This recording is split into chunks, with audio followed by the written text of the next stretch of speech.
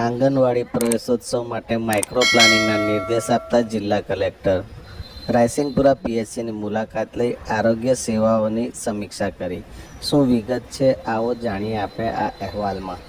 શાળા અને આંગણવાડી પ્રવેશોત્સવ માટે માઇક્રો પ્લાનિંગના નિર્દેશ આપતા જિલ્લા કલેક્ટર ગાર્ગી જૈન આગામી જૂન મહિનામાં સમગ્ર રાજ્યમાં શિક્ષણનો મહોત્સવ એટલે કે શાળા અને આંગણવાડી પ્રવેશોત્સવ યોજાવા જઈ રહ્યો છે।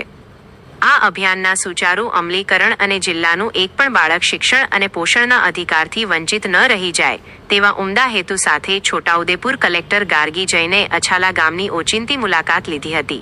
આ મુલાકાત દરમિયાન કલેક્ટરે જે બાળકો આગામી જૂન માસમાં આંગણવાડીમાં પ્રવેશ મેળવવાને પાત્ર છે તેવા બાળકોના ઘરે રૂબરૂ જઈ તેમના માતા પિતા સાથે આત્મીય સંવાદ સાધ્યો હતો।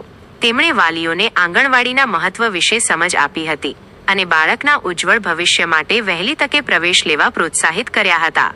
માત્ર શિક્ષણ જ નહીં પરંતુ આરોગ્ય ક્ષેત્રે પણ કલેક્ટરે વિશેષ તકેદારી દર્શાવી હતી। તેમણે ગામની એક સગર્ભા માતાની મુલાકાત લઈ તેમને ICDS અને આરોગ્ય વિભાગ તરફથી મળતી સહાય તેમજ પોષણક્ષમ આહાર વિશે પૃચ્છા કરી હતી। ત્યારબાદ તેમણે રાયસિંગપુરા પ્રાથમિક આરોગ્ય કેન્દ્રની મુલાકાત લઈ આરોગ્ય સેવાઓની સમીક્ષા કરી હતી। આ મુલાકાતના અંતે કલેક્ટરે જિલ્લાના ઉચ્ચ અધિકારીઓને સૂચના આપી હતી કે કોઈ પણ બાળક આંગણવાડી પ્રવેશોત્સવથી વંચિત ન રહે અને દરેક વિસ્તારનું ચોકસાઈપૂર્વક માઇક્રો પ્લાનિંગ કરવામાં આવે તેમજ આંગણવાડી કાર્યકર અને આશા બહેનોએ છેવાડાના ઘર સુધી પહોંચી કામગીરી કરવી।